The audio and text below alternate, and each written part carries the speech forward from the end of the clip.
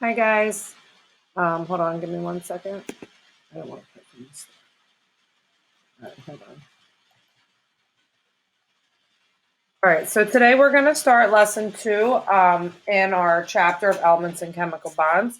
So we're going to start talking about actual element bonding.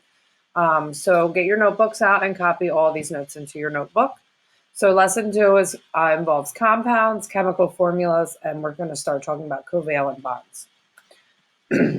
So we have been studying our elements in the periodic table, and when 2 or more elements combine, they're called a compound, and the chemical composition of whatever they combined is different. So for example, for a water compound of water, you have 1 oxygen and 2 hydrogens. Once they combine, they have their own properties and things. So they're joined by chemical bonds and they're different from the atoms that make them up.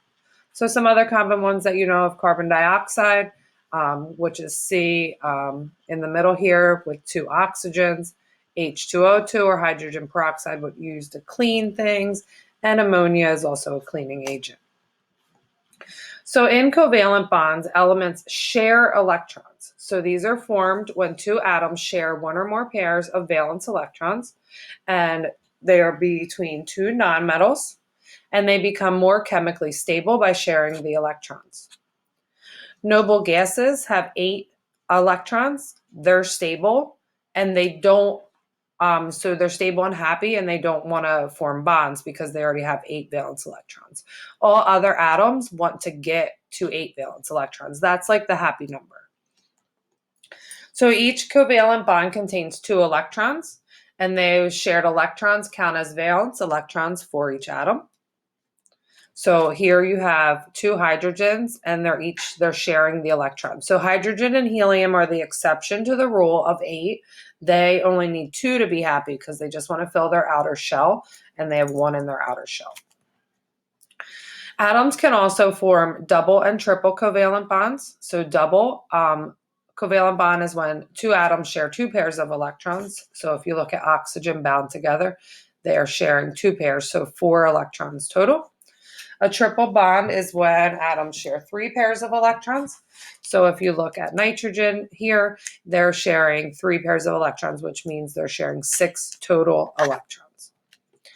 Covalent compounds usually have low melting points and boiling points.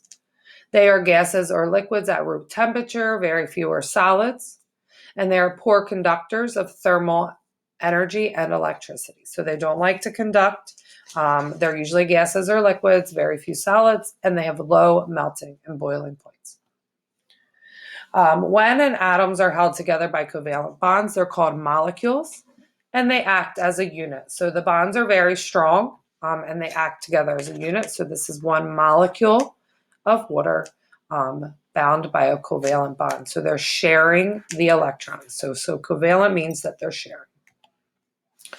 What are another polar molecules? So sometimes 1 atom is stronger than the other, so it will attract the electrons or pull them more strongly towards each other.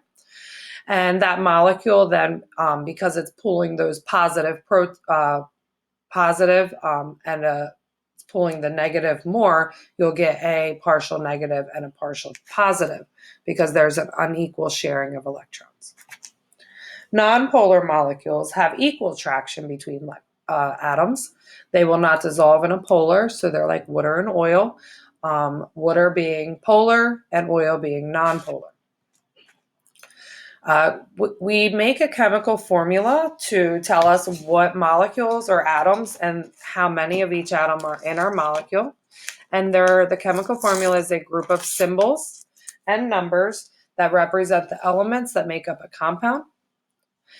It describes the type of atoms that make up the compound, and also what it looks like.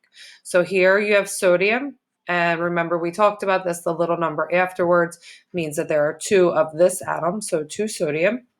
Sulfur has no number, so that automatically means there's 1, and there's 4 oxygens because there's a 4 after that. All right, we're going to stop there.